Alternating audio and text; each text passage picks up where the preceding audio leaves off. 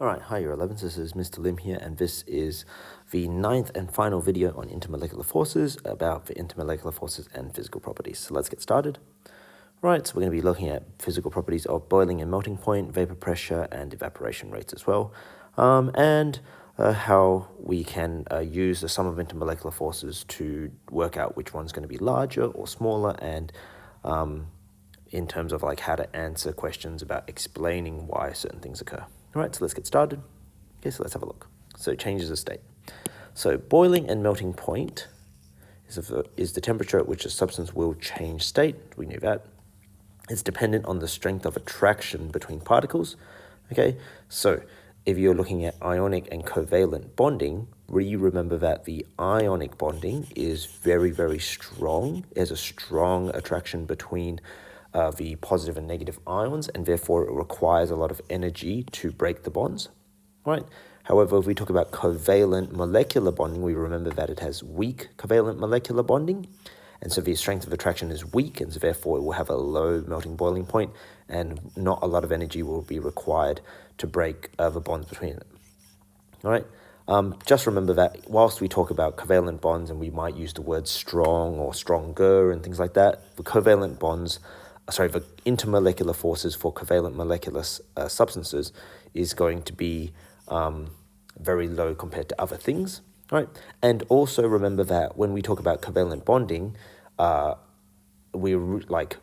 you need to make the distinction between the intramolecular bonding of covalent bonding, and the intermolecular bonding of van der Waals forces for covalent molecular substances.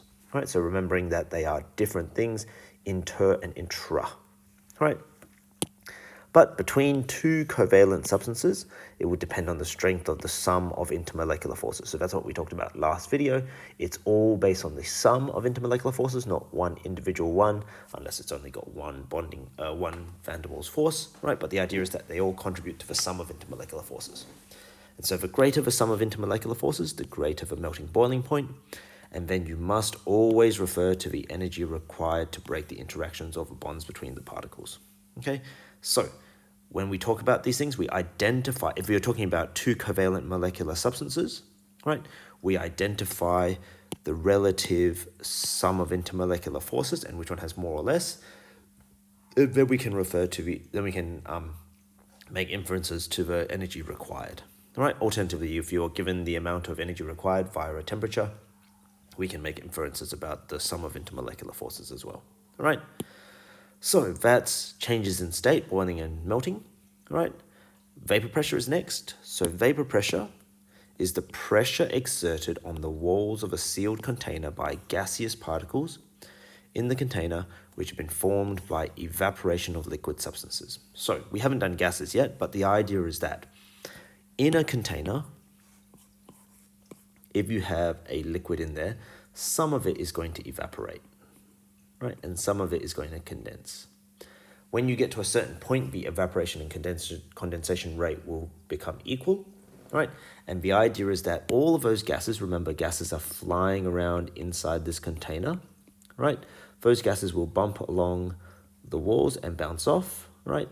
And they will exert a pressure on those walls. And we'll learn more about pressure when we get to gases, but the idea is that they'll kind of push against the wall, right?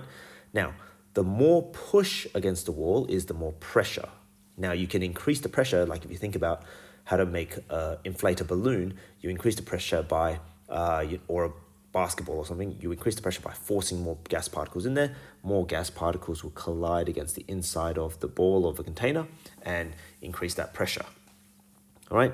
But another way, so therefore, there are more particles means that there's more,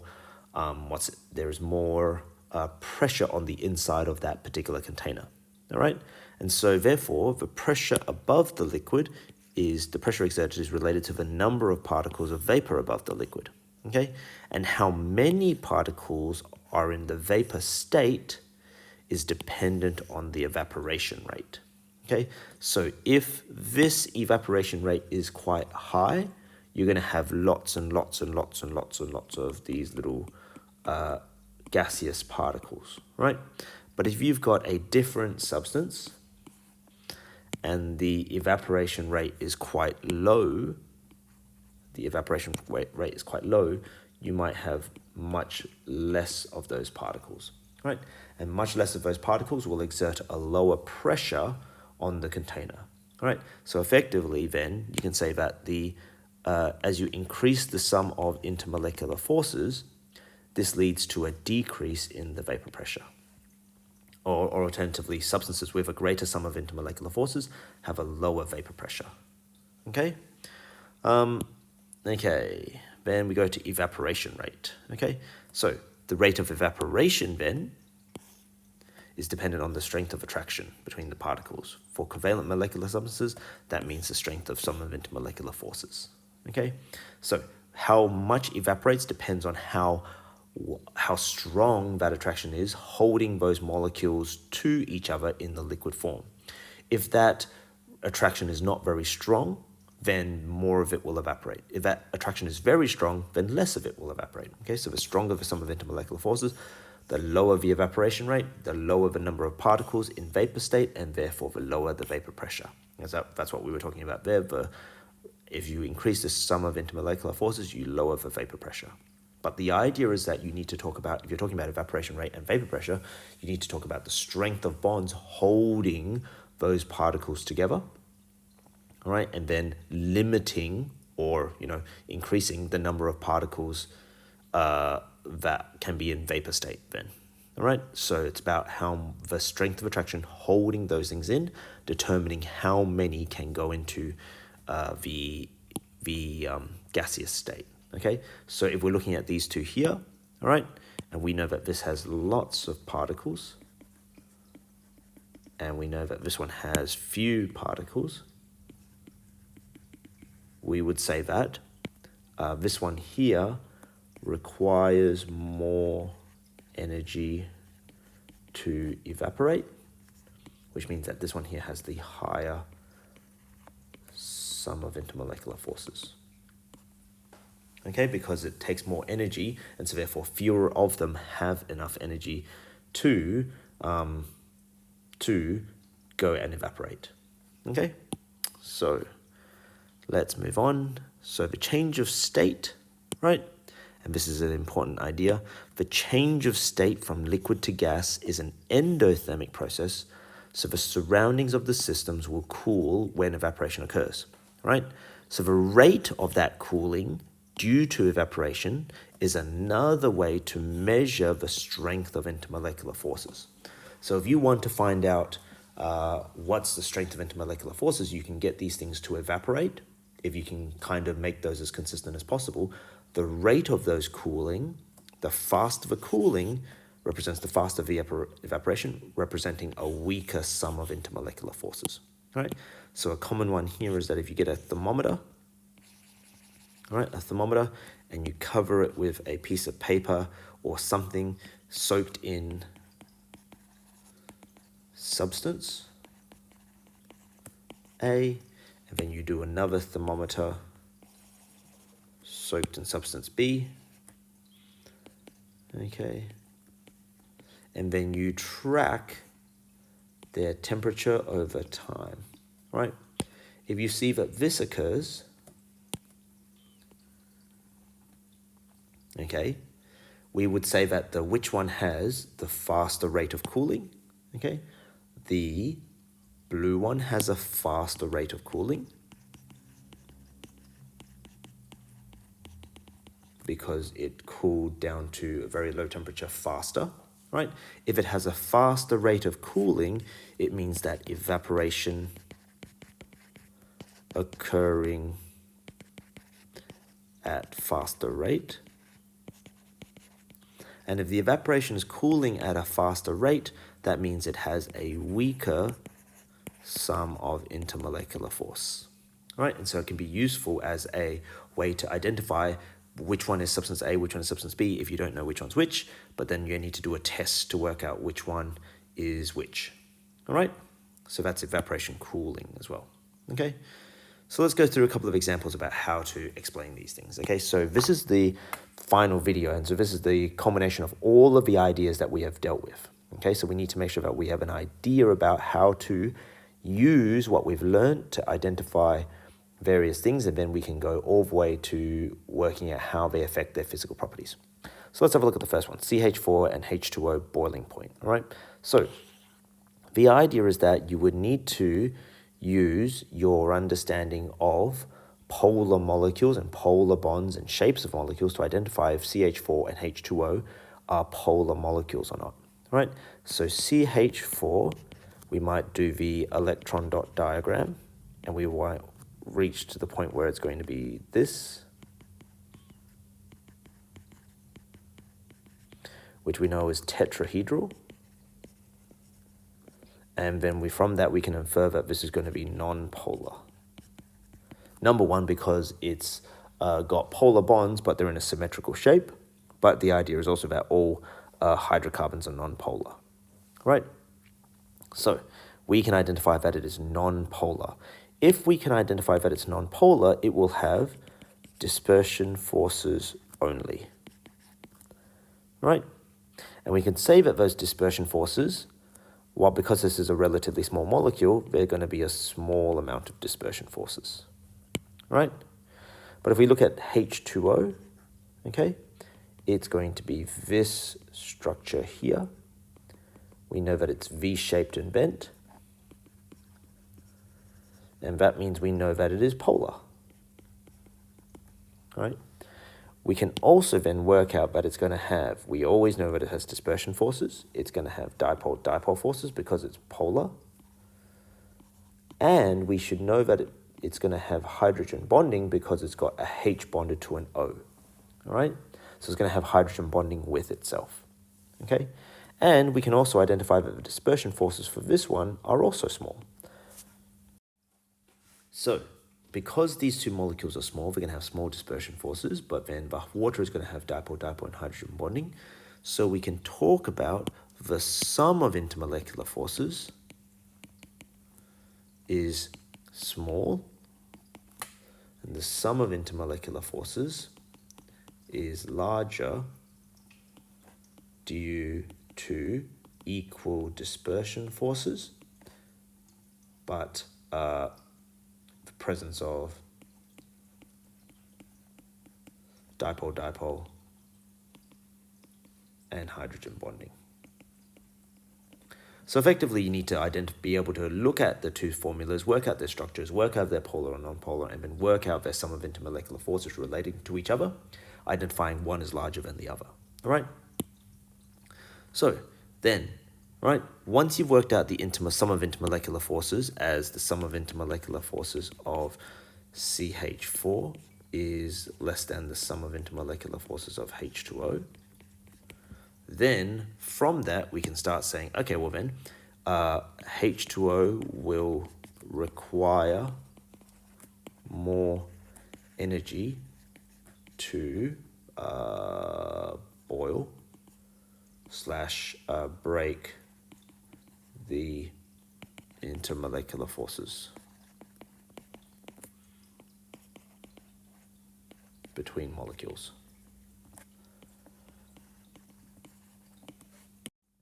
Right, and then we can say will require more energy to break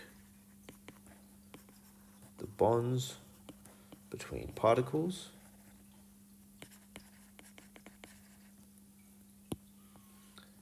and thus have a higher melting point, boiling point. Right, so a couple of key ideas here is that you'll have to use your knowledge to identify what type of substance they are, right? Whether they're polar or non-polar, okay? Now this stuff in black here, then you don't really need to write, but you will need to work it out if you're unsure about the actual substance, all right? What you will need to write out in your explanation is immediately what type of van der Waals forces these two things will have. And it's best to just kind of list them out, okay? Just list them out. There will be a mark awarded for them. The idea is that whatever those molecules are, work out what types of intermolecular forces they have, but also give a rating on how large those intermolecular forces are, especially the dispersion forces, considering it's the most variable. And so therefore, since these two are the ones that are similar, remember that we said in the last video that questions will often ask will have things that are the same and things that are different. So in this case, it's the dispersion forces that are the same in the presence of hydrogen bonds and dipole-dipole that are different, right? And so therefore, identifying that as key information when explaining stuff, all right? So then once you've worked out what types of intermolecular forces there are, then you go and do the sum of intermolecular forces and work out which one is larger, all right? So I guess we'll write that out as number 1, identify van der Waals forces present in both. Then you can identify which has higher sum of intermolecular forces. And then you go and relate that to the property asked about. Okay, so the yellow and the green thing are something that you'll always have to do, all right? So identifying the van der Waals forces present, and then identifying which one has the sum of intermolecular forces. But number 3 will look a bit different for each question based on what it's trying to ask, all right? A good example of this is actually this last question here that I wrote. Explain why CH4 is a gas at 25 degrees Celsius, but H2O is a liquid, all right? So the idea is that this is a very similar question to the question about, what is the difference between, can you predict which one will have a higher melting boiling point, CH4 or H2O, right? But a couple of differences here is that this one is asking for, right, their melting point, boiling point relative to each other. And this one is asking about state at a certain temperature. And a certain temperature means that they'll have equal energy, right? So because they have, they're asking about something slightly different, you have to kind of do that last bit, that number 3, relating it a little bit differently. So you would have when you're answering this last question, you would have the same information about CH4 having dispersion only, about water having all 3, their dispersion forces being relatively equal, and the water having a higher sum of intermolecular forces, right? But you would have something different to explain why CH4 is a gas at 25 degrees Celsius and H2O is a liquid, right? What you might write would be something along the lines of, all right? So at the same temperature,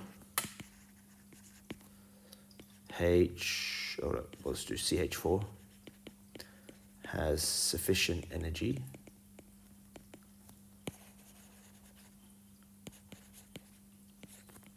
to break the bonds between particles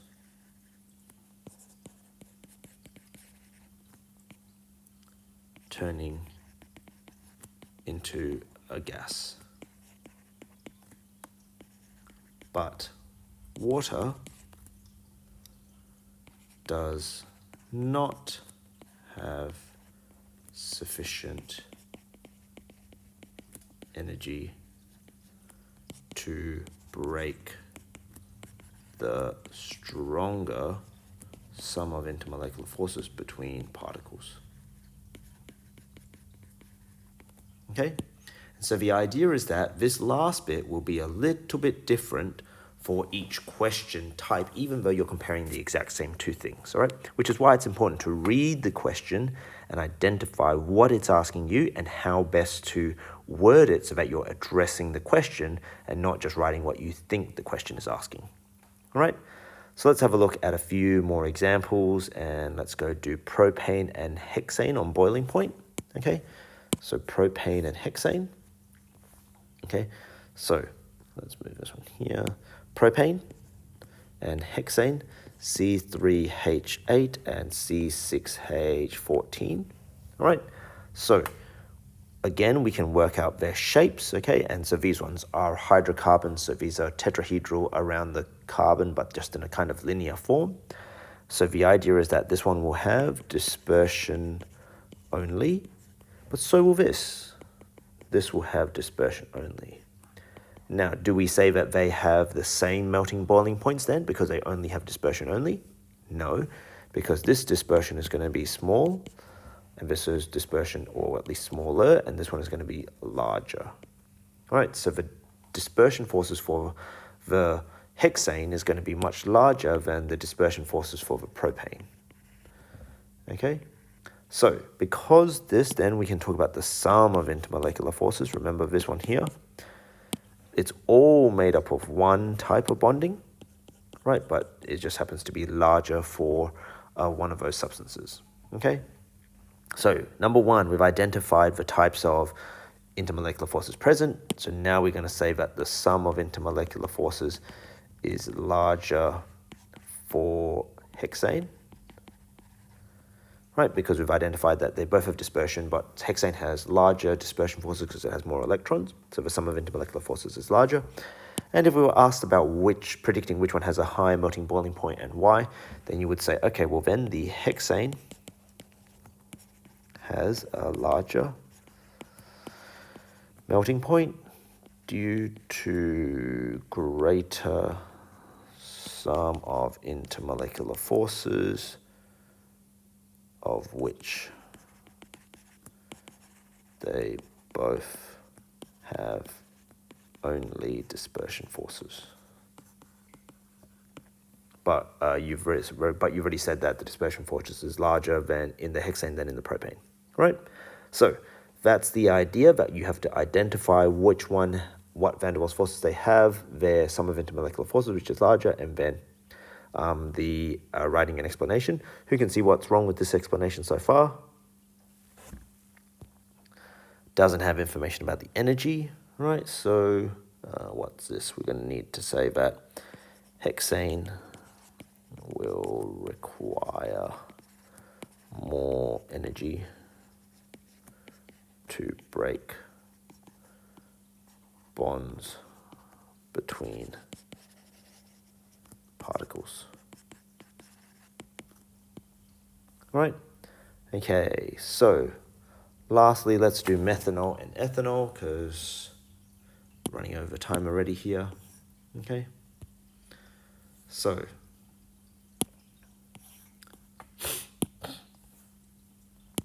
methanol and ethanol, so CH3OH versus CH3CH2OH. Okay, so this looks like this. And this one looks like this.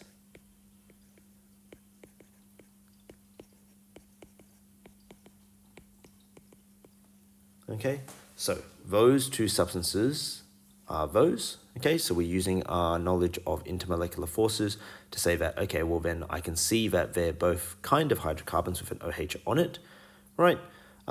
We can see that there is a H bonded to an O, which means that within themselves they're going to have, well, they always have dispersion forces, but they're polar molecules, and they're going to have hydrogen bonding. And you can say the same thing for both of them. So they both have the same types of intermolecular forces, all right? So the hydrogen bonding is not going to provide the difference here. So remember how we talk about questions will have something similar, something different. What's similar here? It's similar in the idea that they both have hydrogen bonding, they both have dipole-dipole. But the key difference is that this is the smaller dispersion forces and this is the larger dispersion force. Okay? And so the idea then becomes that the sum of intermolecular forces of the CH3CH2OH, which one is larger? It's that one, right? And then we can go about explaining why that will give it which one will have a faster evaporation/cooling rate. Okay, so therefore, I might say that the CH3OH will have faster cooling rate due to weaker sum of intermolecular forces, right? Meaning more can evaporate at the same temperature. Okay, all right. So those are a couple of examples. Sorry if this one's gone on for so long, but you need to be able to see these examples and practice them, and you will practice them indeed in your booklets. All right, that's it. Adios.